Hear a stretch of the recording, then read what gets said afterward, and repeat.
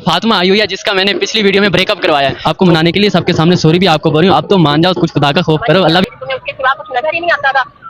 अब कैसे तुम्हें उसका अस्सलाम वालेकुम, कैसे? उम्मीद करता हूँ आप सब लोग ठीक होंगे। यार आज हमारे पास ना फातिमा आई हुई है जिसका मैंने पिछली वीडियो में ब्रेकअप करवाया है। तो ये इसलिए आई हुई है कि इसने ना जिस लड़के के पीछे, मतलब कि ना एक लड़का, फेक लड़का था जिसके पीछे ना इसने अपनी सारी ज़िंदगी ख़राब की है। अपनी दोस्तें, अपनी फैमिली, अपने बहन भाई सबको नाराज़ किया एक लड़के के लिए, और उसी लड़के ने इसको ना धोखा दे दिया। सिर्फ बात क्या थी, सिर्फ उसने मोबाइल तक नहीं चेक करवाया, इसका शायद ब्रेकअप बच भी जाता। तो खैर नाज़रीन, जो होना था वो तो हो गया। आज जो हमारा वीडियो बनाने का मकसद ये है कि ये कह रही कि मेरी ना फैमिली नाराज़ हो गई है उस लड़के की वजह से, और वो लड़का भी मुझे छोड़ गया है, और मेरी दोस्तें भी सब नाराज़ हैं। तो ये सबसे पहले ना अपनी किसी दोस्त को मनाना चाहती जो इसकी सबसे ज़्यादा करीब है, जो इसको हर टाइम ना समझाती रहती कि ये सब गलत है, लेकिन ये उसकी एक नहीं सुनी, उसको ना धोखा दे दिया, और ये उसी को मनाना चाहती है। ऐसे है ना? बिल्कुल ऐसे ही है। मेरी एक दोस्त है, मतलब घर वाले तो चलो मान ही जाते हैं ना, वो घर वाले होते हैं, लेकिन मेरी जो एक बेस्ट फ्रेंड है ना, उसने मुझे बड़ा समझाया था कि ये लड़का मुझे ना चीटर लगता है, तुम ना अपना टाइम वेस्ट करो, ना इतनी उम्मीदें बांधो। और मैं उसको नाराज़ करके जाती थी, उसको अवॉइड करती थी, इग्नोर करती थी जब भी उस लड़के के साथ होती थी। इवन कि अगर वो मुझे कॉल भी करती थी कि मुझे पता है तुम फिर उसको मिलने गई हो, उसकी कॉल भी अटेंड नहीं करती थी। तो सही है। बहुत हर्ट हुई है मेरी वजह से। मैं सबसे पहले उसको भी मनाना चाहूँगी। तो ठीक है, मैं इसको बोलता आप ना उसको कॉल करो, उसको मनाओ इधर ही कैमरे के सामने, उसको बोलो कि हाँ मैं दोबारा उसी लड़के के पास आई हूँ और मैं ये वीडियो बना रही हूँ आपको मनाने के लिए, सबके सामने सॉरी भी आपको बोल रही हूँ। अब तो मान जाओ, कुछ खुदा का खौफ करो, अल्लाह भी माफ़ कर देते हैं। बेशक ऐसे ही है। कर दोस्त अगर आपकी दोस्ती, क्या उसको बोलना ना कि हमारी अगर दोस्ती टूटती है तो नुकसान किसका है? हम दोनों का नुकसान है ना, ऐसे ही, तीसरे बंदे का तो नहीं है ना। बिल्कुल। तो आप मान जाओ उसको, अब कॉल करो आप। अभी करूँ? हाँ, अभी करो कॉल। अस्सलाम वालेकुम। वालेकुम अस्सलाम। कैसी हो आयशा? मैं ठीक हूँ, आप सुनाओ। हाँ मैं भी ठीक हूँ। अच्छा आयशा, मैंने ना तुम्हें ना किसी रीज़न से कॉल की थी। वो लास्ट टाइम मैं जब यहाँ पर आई थी, याद है बताया था जिस लड़के के साथ मैं आती रही हूँ यहाँ पर, और तो शादी करने वाली थी।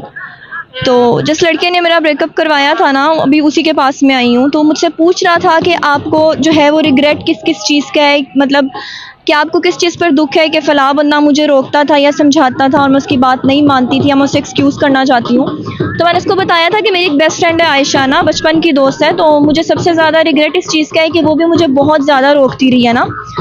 तो मैंने उसकी एक बात भी नहीं मानी और उसको इग्नोर करती रही हूँ।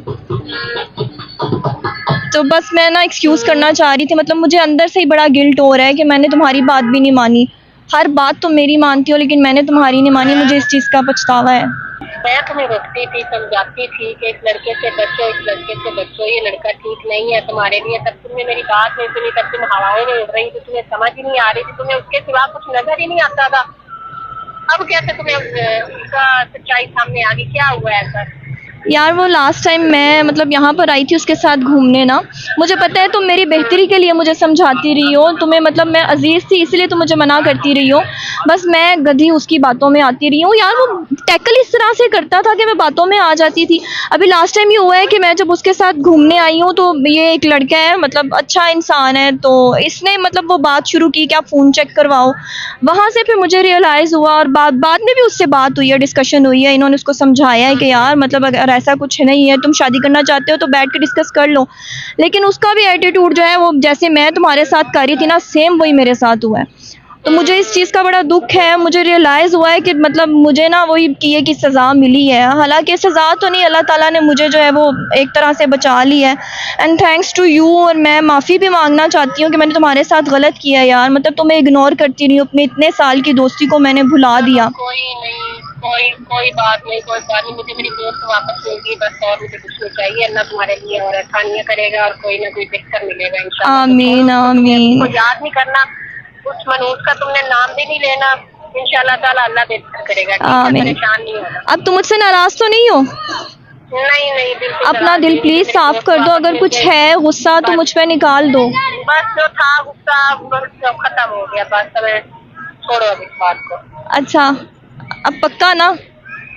हाँ पक्का, चलो परेशान ठीक, नहीं होना, अल्लाह चलो बेहतर करेगा। ठीक है, ठीक है, ठीक है, शुक्रिया। ओके। ओके, अल्लाह हाफिज़।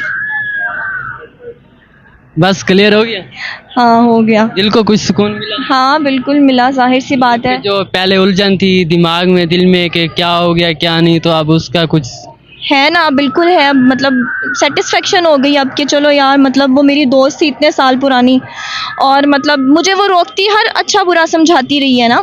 यहाँ पर भी उसने समझाने की कोशिश की थी लेकिन मुझे समझ नहीं आ रहा था, और आपका भी शुक्रिया, आपने भी बड़ी हेल्प की है उसके बाद। इंसान ना प्यार में अंधा हो जाता है, लेकिन आजकल तो मोहब्बत तो सब कुछ देखते हैं, गाड़ी बंगला, पता नहीं आपने उसमें क्या देख लिया।